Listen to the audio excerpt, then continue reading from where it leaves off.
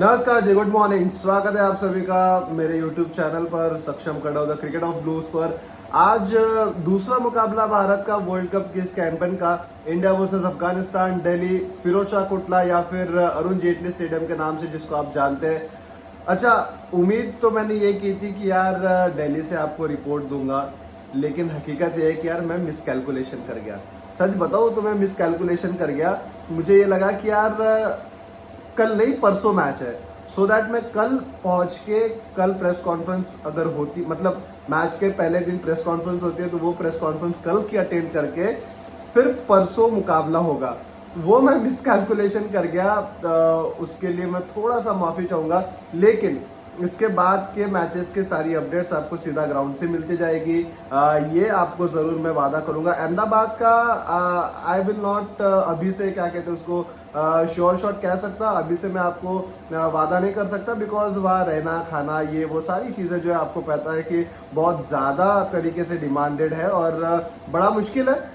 लेकिन होप हम लोग देखते क्या हो सकता है बाकी। लेकिन आपको मुंबई, पुणे, मोस्ट प्रोबेबली कैलकाटा और आपको अफगानिस्तान इंडिया का आज मुकाबला है, इसके बाद के जो भी पॉसिबल होंगे वो आपको सीधा ग्राउंड से अपडेट्स हम लोग देते जाएंगे। बहरहाल अब इस वक्त सूरत हाल ये है इंडियन टीम की, जो बात हम लोग करेंगे अगले 10 मिनट में उसके वो बात है कि प्रेस कॉन्फ्रेंस के ऊपर पहले बात करेंगे, उसके बाद क्या प्लेइंग कॉम्बिनेशन आपका हो सकता है उसके ऊपर बात करेंगे, और टीम इंडिया के जो भी अपडेट्स है उसके ऊपर हम लोग चर्चा करेंगे एक एक करके।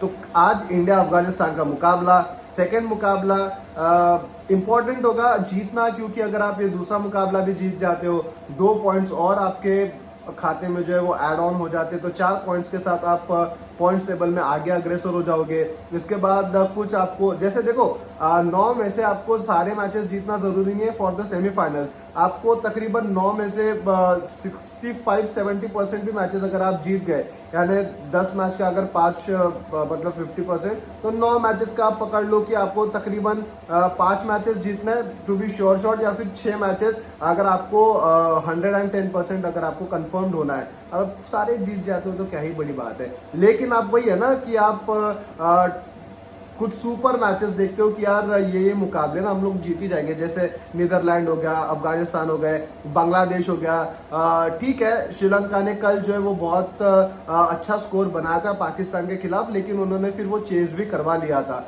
तो एक श्रीलंका की टीम होगी जहां पर आपको लगता है कि यार ये लूज मैचेस है कुछ, जो आप जीतोगे ही जीतोगे। एक आपने अच्छा मुकाबला ऑस्ट्रेलिया के खिलाफ जीत लिया, यानी जो टफ कंपटीटर थी उसमें जैसे 3-4 आपके Australia, New Zealand, England, South Africa, इन चारों में से एक यानी ऑस्ट्रेलिया आपके रास्ते से हट गया, तो आप ये कहोगे कि यार अब ना अच्छे चांसेस है हमारे सेमीफाइनल तक के रीच करने के लिए। तो अफगानिस्तान वाला मुकाबला ये इंपॉर्टेंट होगा। अगर आप जीतते हैं 2 पॉइंट्स के साथ, आप 4 पॉइंट्स अगर आपके पास आ जाते हैं तो आप आगे पॉइंट टेबल में अग्रेसर करोगे। फिर इसके बाद कुछ जो लूज मैचेस आपको गिना कर दिया, अफगानिस्तान आज होने के बाद बांग्लादेश, श्रीलंका, नीदरलैंड, ये कुछ आपको जो है वो डल मैचेस मिलेंगे, यानी थोड़ा कंपैरेटिवली इजी मैचेस मिलेंगे।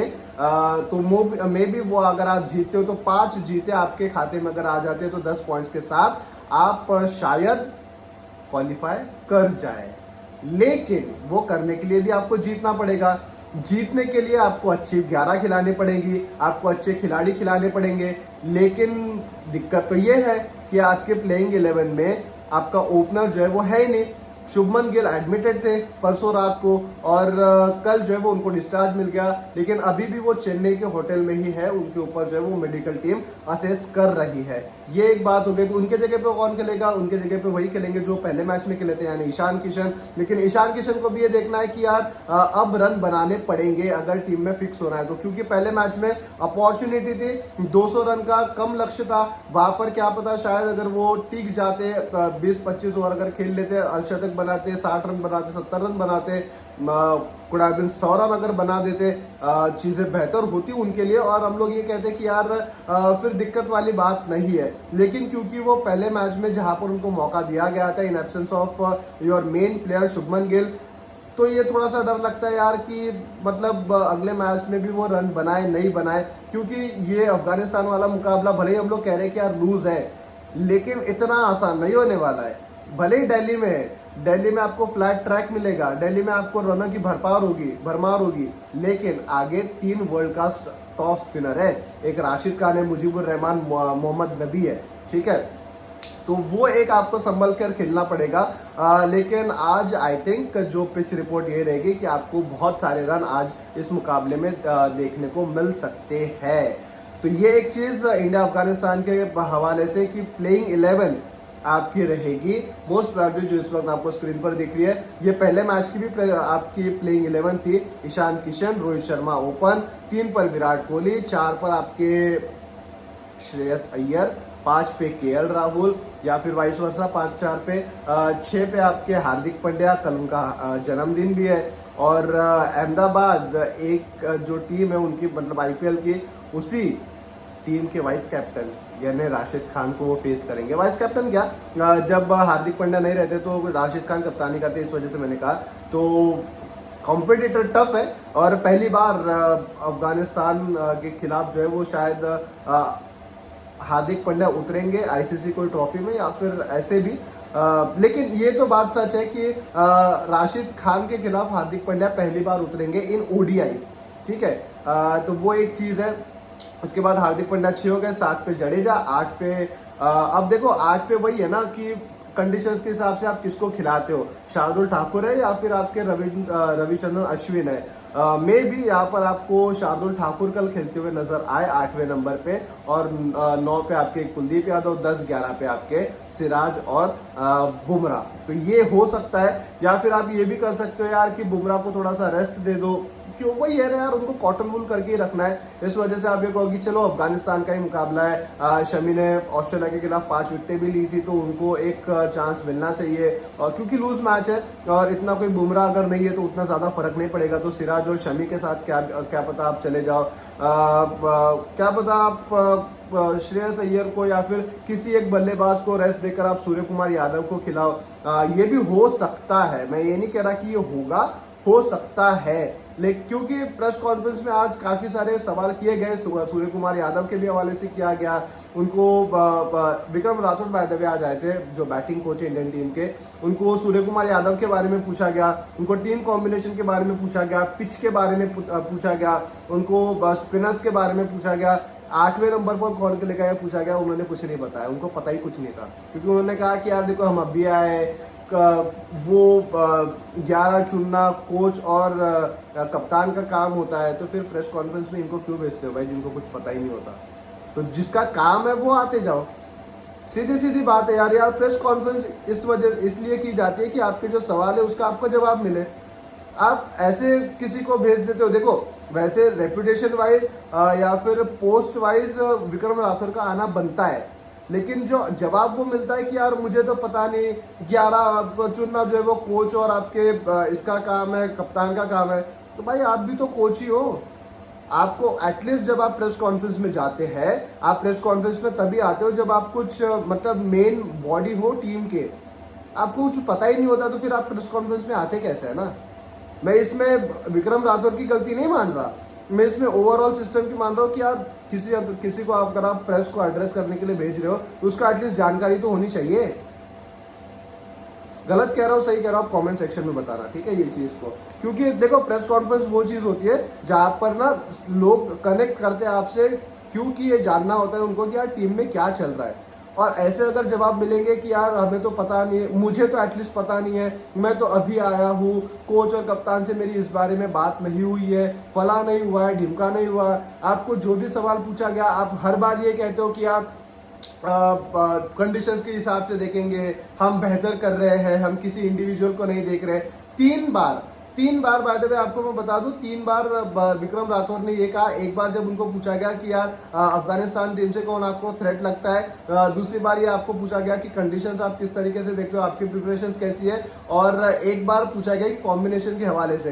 तीनों बार उन्होंने वही कहा है कि हम सिचुएशन के हिसाब से देखेंगे, यानी same repetitive answer for every question, जबकि रेलिवेंट नहीं है, अलग अलग क्वेश्चन है। सूर्य कुमार को आप ये कह सकते थे कि यार मतलब पता नहीं शायद कभी खेल ले, उन्होंने कहा कि कभी खेल ले, लेकिन फिर उन्होंने कंडीशंस के ऊपर और टीम मैनेजमेंट के ऊपर ही ढकेल दिया कि यार ऐसा होगा तो फिर हो सकता है। ऐसे जवाब नहीं परवड़ते यार। ऐसे जवाब नहीं, मतलब प्रेस कॉन्फ्रेंस में हम लोग उम्मीद नहीं करते, ठीक है।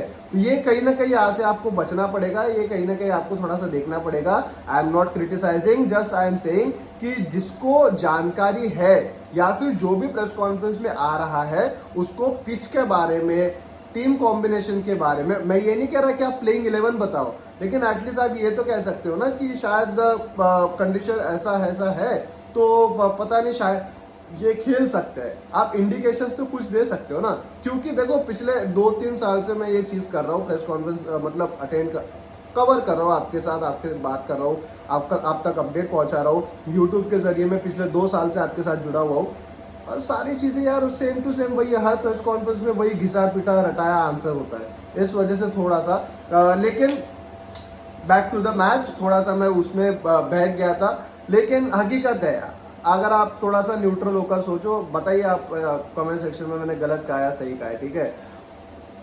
मुकाबले के ऊपर मैं आऊँगा। मुकाबला यही है आपका कि इंडिया अफगानिस्तान का प्लेइंग 11 जो मैंने आपको बता दी, शायद ये हो सकती है।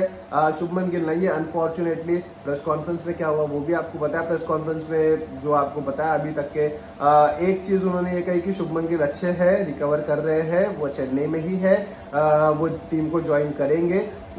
लेकिन आपको मैं अगर बता दूं तो शुभमन गिल आपको पाकिस्तान वाले मुकाबले में भी खेलते हुए नहीं नजर आएंगे, ये हकीकत है, ठीक है। वो एक चीज़ हो गई। बाकी उन्होंने कॉम्बिनेशन के हवाले से कहा कि हम लोग ऑन गिवन डे सिचुएशन के हिसाब से देखेंगे, जो घिसे पिटाए हर बार होते हैं आंसर्स। प्रेस कॉन्फ्रेंस हो गई। प्लेइंग 11 जो आपको मैंने एक पहले भी बता दी थी, लेकिन फिर से अगर एक बार आपको बता दूं तो ईशान किशन, आपके रोहित शर्मा, विराट कोहली, सूर्य कुमार यादव कह रहा हूँ, श्रेयस अय्यर, केएल राहुल, आपके हार्दिक पांड्या, रविंद्र जडेजा, रविचंद्रन अश्विन या जडेजा में शार्दुल ठाकुर में से कोई एक, शार्दुल ठाकुर खेलेंगे, लेकिन क्योंकि फ्लैट ट्रैक है, तेज यार पता नहीं, शार्दुल ही खेलना चाहिए कल के दिल्ली में तो एटलीस्ट, ठीक है। उसके बाद आपके कुलदीप यादव और 2 तेज गेंदबाज सिराज और बुमराह, लेकिन मैं कहूँगा बुमराह को रेस्ट दे दो, शमी को खिला दो, ठीक है। और बाय द वे शमी की 2019 वाले मैच में वर्ल्ड कप के अफगानिस्तान के खिलाफ हैट्रिक थी, याद होगा आपको, ठीक है। तो बस यही सारी कुछ चीज़ें थी, ये प्रीव्यू था इंडिया अफगानिस्तान का। आज मुकाबला है, थोड़ी देर में आपसे मुकाबला शुरू होगा 2 बजे से। मैं थोड़ा सा यार मिसकैलकुलेशन कर गया, इसके लिए माफ़ी चाहूँगा, लेकिन जितने हो सके बाकी इसके बाद के मुकाबले, अहमदाबाद की मैं गारंटी आपको नहीं दूंगा, लेकिन उसके बाद मुंबई, पुणे और भी मस्जिद जब होंगे, कैलकाटा, लखनऊ, जहाँ जहाँ पर हम लोग जा सकेंगे। बाय द वे लेकिन दिल्ली की कवरेज जो है वो आपको अनिकेत पहुँचाएंगे आप तक सीधा लाइव वहाँ से। तो आपको क्या करना है, आपको लाइक करना है, आपको शेयर करना है लोगों के साथ, सब्सक्राइब करना है, नोटिफिकेशन की बेल बजानी है और इसी तरीके से प्यार बरसाए रखना है। By the way pro kabaddi league वाले में ऑक्शन में आपने अच्छा साथ दिया स्पोर्ट्स विद ब्रोस पर, वो लाइव था, तकरीबन 8 साढ़े 8 घंटे लाइव स्ट्रीमिंग चल रही थी, आपने अच्छा वहाँ पर प्रतिसाद दिया, इस वजह से शुक्रिया आपका। और इसी तरीके से आप देखते रहिए, शेयर जितना हो सकता है आप उतना कीजिए। बहुत बहुत शुक्रिया इस वीडियो को देखने के लिए, थैंक यू सो मच।